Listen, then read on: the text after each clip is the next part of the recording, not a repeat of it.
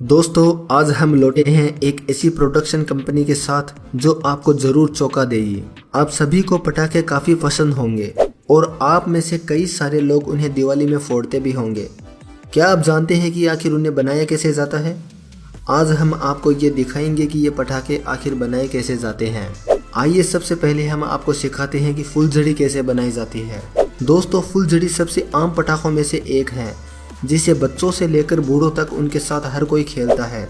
तो चलिए जानते हैं कि वो आखिर बनाई कैसे जाती है। सबसे पहले एक बड़ी लकड़ी में तांबे के तारों को घुसाया जाता है। इसके लिए वो तारों को एक लकड़ी से बने सांचे में डालते हैं और फिर दूसरी लकड़ी से उसे पैक कर देते हैं। बाद में इन सभी को लॉक के जरिए पैक किया जाता है जो कुछ इस तरह दिखाई देता है। अब इन तारों को एक खास तरह के पेस्ट में डुबाया जाता है जिसके कारण ये फुलझड़ियाँ इतने अच्छे से जल पाती है। इस पेस्ट में डुबाने के बाद जब ये सूख जाता है तो फिर से इन्हें इस पेस्ट में डुबाया जाता है ताकि वो मोटा हो सके। अब अच्छे से मोटा होने के बाद इनके ऊपर मैग्नीशियम का पाउडर डाला जाता है। इसको सूखने के लिए कम से कम 2 से 3 दिन का समय लगता है। ये वही पाउडर है जो जलने के बाद कुछ इस तरह जलता है।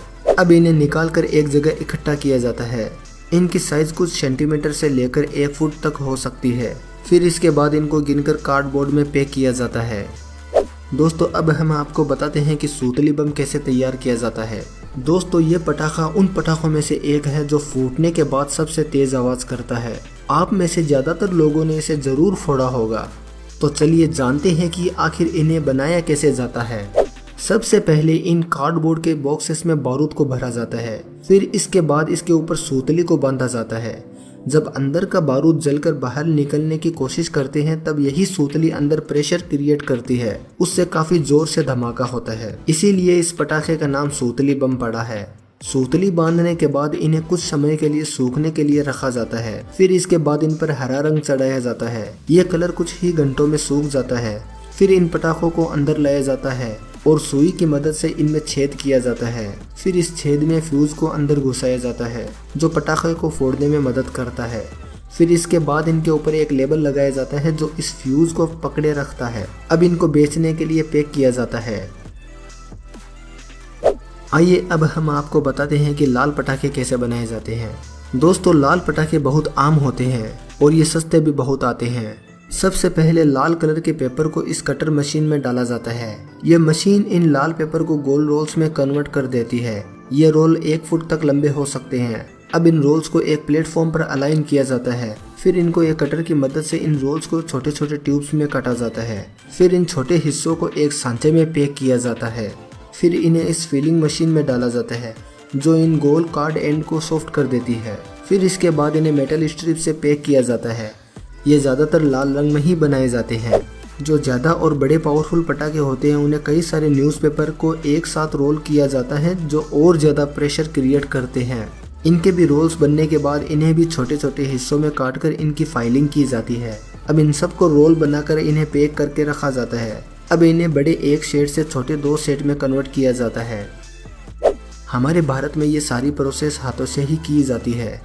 इनकी कटिंग से लेकर इनकी पेपर रोलिंग भी हाथों से ही की जाती है। बाद में इन रोल्स के ऊपर टिश्यू पेपर चढ़ाया जाता है। फिर इन रोल्स के निचले वाले हिस्से में मिट्टी लगाई जाती है। इसी मिट्टी की वजह से इनका बारूद बाहर नहीं निकलता है। फिर जिन रोल्स पर टिश्यू पेपर चढ़ाया गया था उनमें छेद किए जाते हैं। अब धागों को बारूद के पेस्ट में डुबोकर सुखाया जाता है जो कि फ्यूज का काम करता है। अब इन फ्यूज को छोटे हिस्सों में काटा जाता है। इन रोल्स में फिर गन पाउडर भरा जाता है। यह गन पाउडर डिसाइड करते हैं कि धमाका बड़ा होगा या फिर छोटा। ये फ्यूज इन पटाखों के ऊपर लगाए जाते हैं। अब एक शख्स इन पटाखों को इन मेटल स्ट्रिप से बाहर निकालता है। अब लोग एक एक करके इनके लड़े हाथों से बनाते हैं।